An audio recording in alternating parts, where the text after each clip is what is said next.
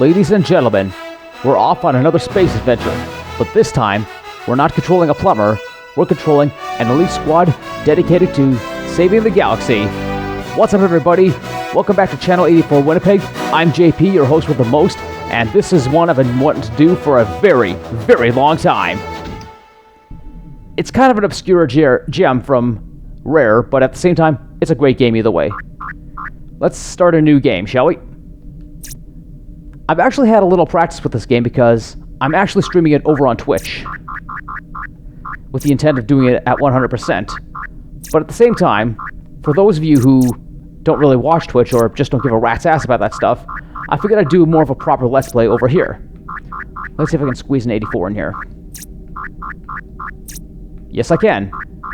Alright, let's get going. So, this game takes place in a very far away corner of the galaxy. The basic bare bones plot is there is a tyrant on the loose. The tyrant's name? Mizar. He wants to conquer everything in sight, and it's up to Jet Force Gemini to stop him. And we're about to meet our three heroes. 2 humans and a dog. This is Juno. He's the leader of the small squad. His sister Vela, equally talented and very important on the mission. And their faithful canine companion, Lupus. I'll go into detail about what these guys have as far as special abilities go a little later. But right now, something's happening. What is that alert? We'll soon see.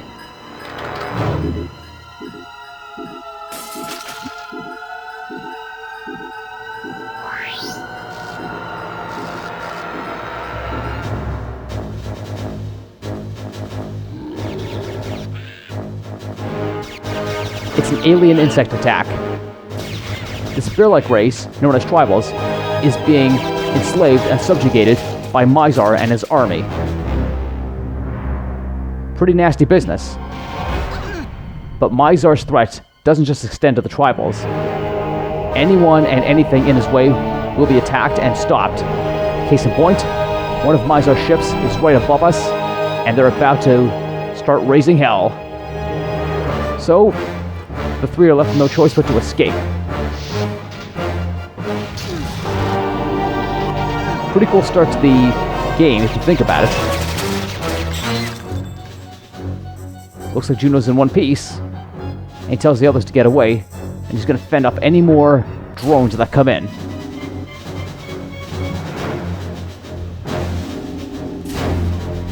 Okay, so it looks like Vela and Lupus are getting away just fine. In this game, we will be playing as all 3 characters, but for now, we're just limited to Juno.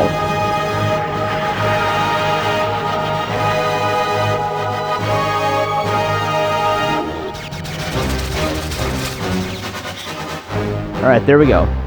He's got his chance to escape. And now, after a rather long video, the game can begin. So what's the first thing we're going to do? We're going to head to our first planet, which is called Goldwood, and we're going to try and liberate as many of the tribals as we can. Alright, Juno, saddle up. It's going to be a rough ride, and you want to make sure you're holding on tight.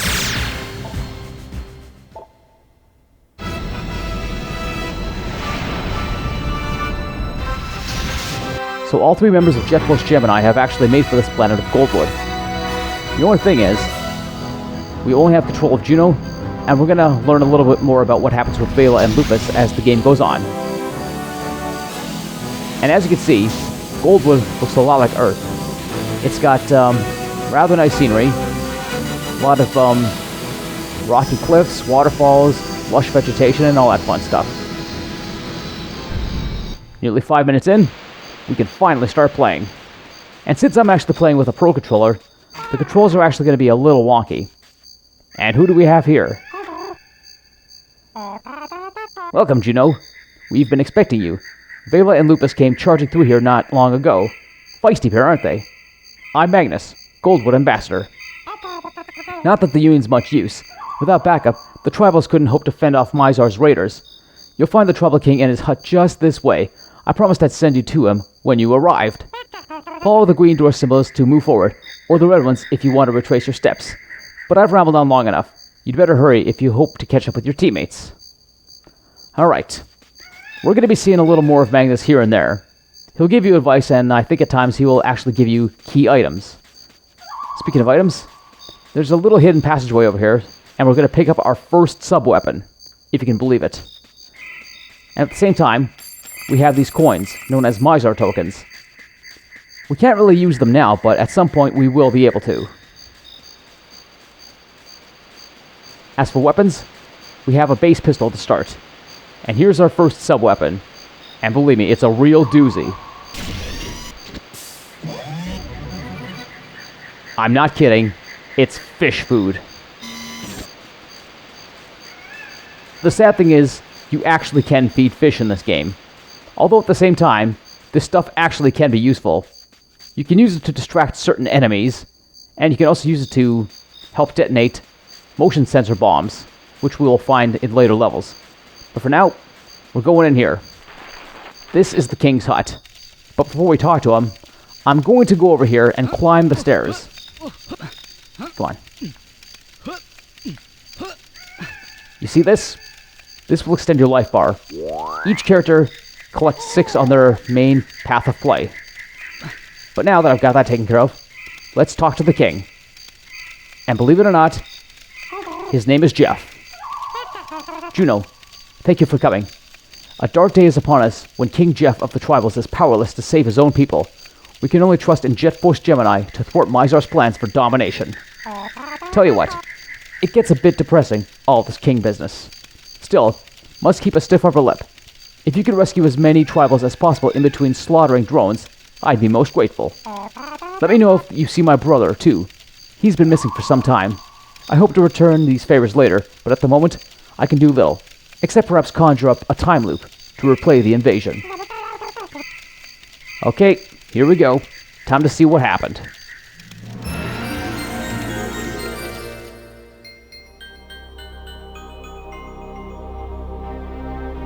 This ship is known as the Sekhmet. It's one of Mizar's battle cruisers, and it was where the invasion was launched from.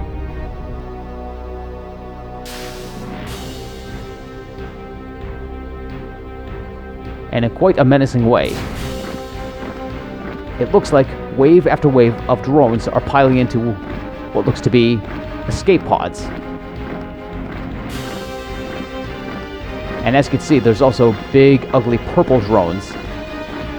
I don't know if we're going to run into any of these things anytime soon, but they look like they'd be mighty dangerous. And that's a lot of drones.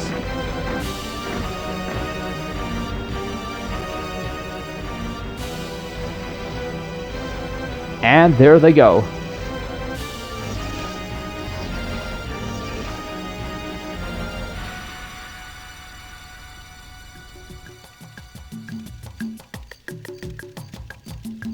Looks like a standard evening on the Tribal's planet.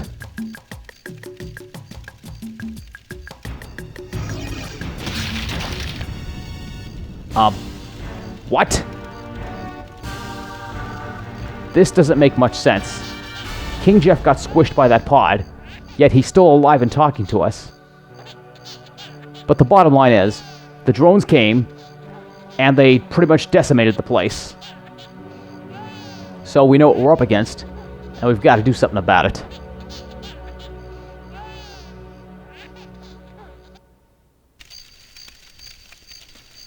Alright, time to actually get to some business. It's been almost 10 minutes and we haven't actually played the first level yet. And it's right through this door. And it looks like it's Magnus again. Alright. Gives us a little bit of a primer on our pistol. And now it's time to actually do some damage. We gotta kill these enemies in order to open the door. And right through here is our first level of the game. But before we can actually play, the game is actually going to give us a little bit of a primer on how levels work, what enemies to expect, and items you can pick up. So for now, I'm actually going to be totally silent, and I'll join you once we're done with the intro. Goldwood, Forest World. Liberate. liberate this once peaceful planet from Mizar and his evil drones. Colored gems can be collected. These will increase your health.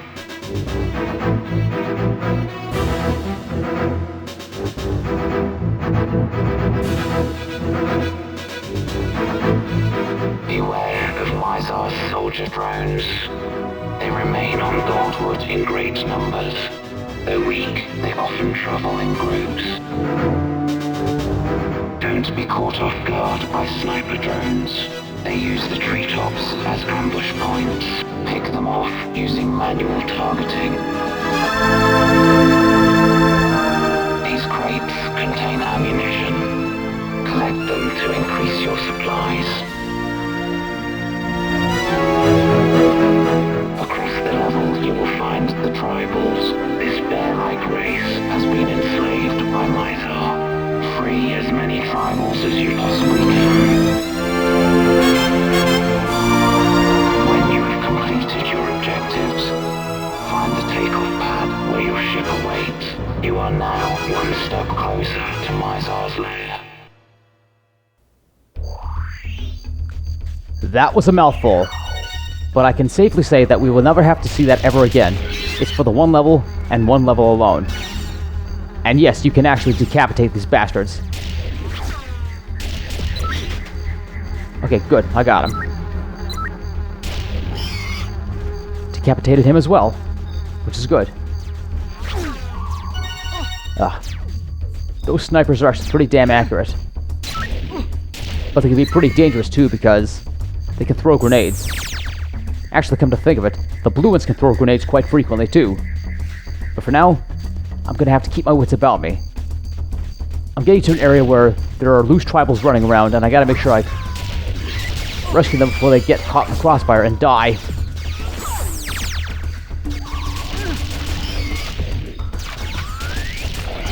Alright, that was good. Yeah, I see you there. And I've actually taken quite a bit of punishment. Alright. There's one door open. And another. Another one of the tribals. Yeah, in these games you really have to keep your eyes open for these guys. If you're not paying attention, you could probably miss them. At some point we're actually going to have to rescue all of them in the game. But that's a story for another day. For now, just going to keep my eyes open and find what I can.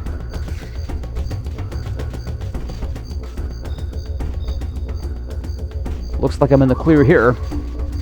So, I'll go through the side door first.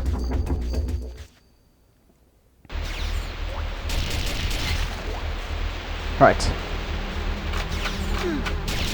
Take as many of these suckers out. And they're actually dropping like flies. Yes, pun very much intended. Oh boy! Caught him with a grenade. That's the best way to go.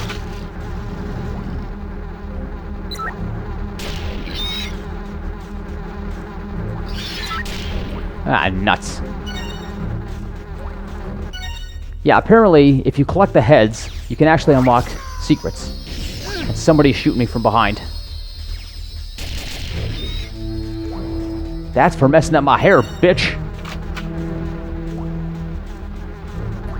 Alright. Let's keep going. And hopefully I don't run into any more trouble with these little pests.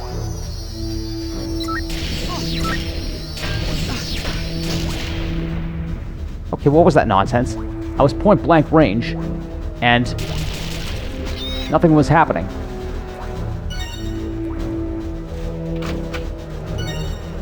I'll definitely collect as many heads as I possibly can. Not to sound morbid or anything, but it's fun.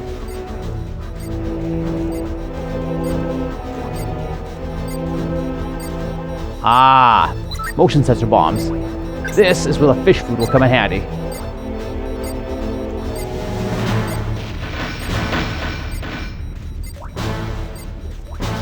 Pretty cool, yes?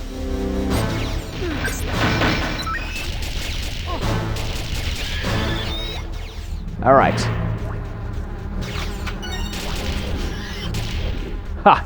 He lost his head. Perfect.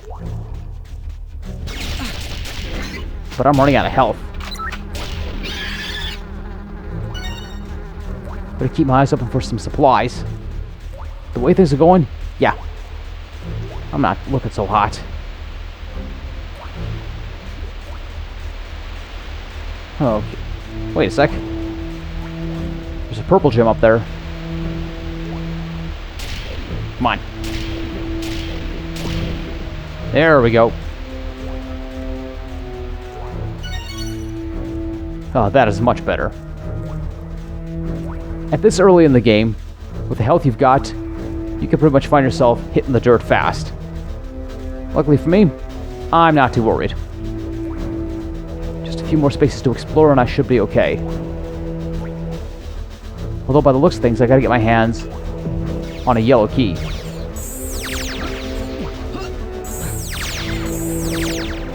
Okay, one more.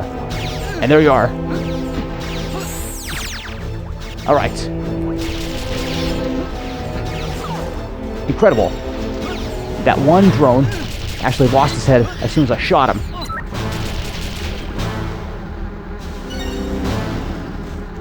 Excuse me, sir. I'd like your head.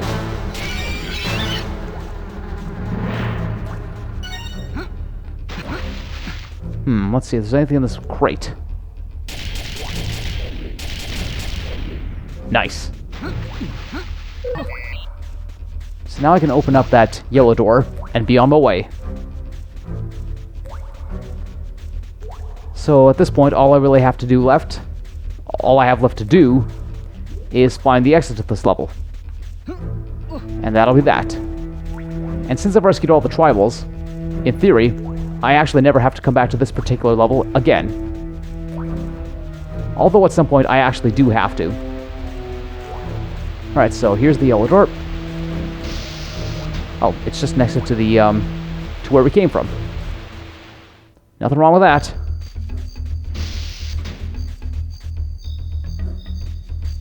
But I think there's one more thing I'm missing. Can't really put my finger on what it is, but it'll come to me.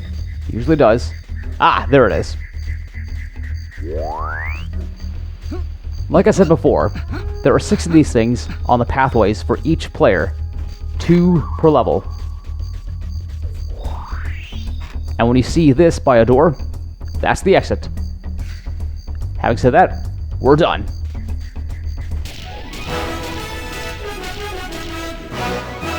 My accuracy will get better.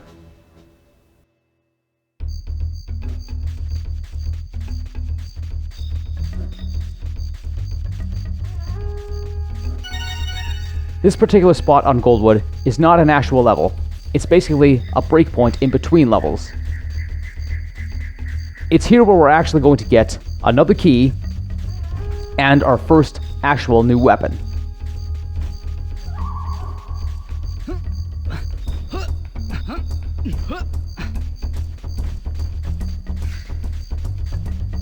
The weapon we're getting is up this stairway on the cliff, but it's actually locked.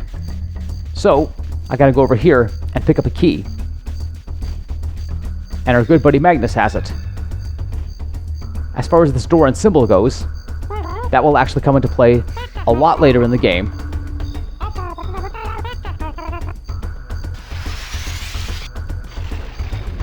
I'll give you the bare bones of what he said. I mean, I skipped through pretty fast, but basically, that door is a training ground for Mizar's airborne squads. Little flying robots, so to speak.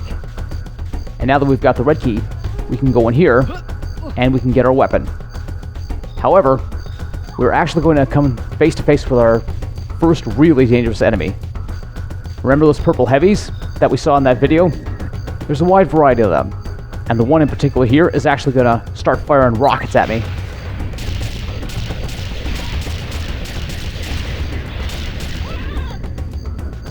That was actually really good. And I got his head. Perfect.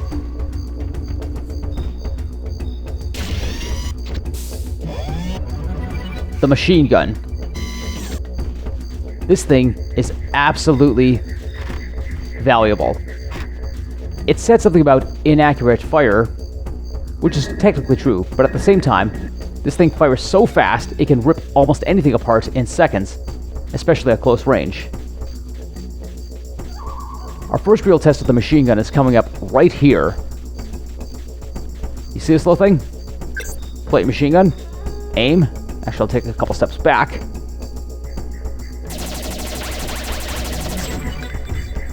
There we go.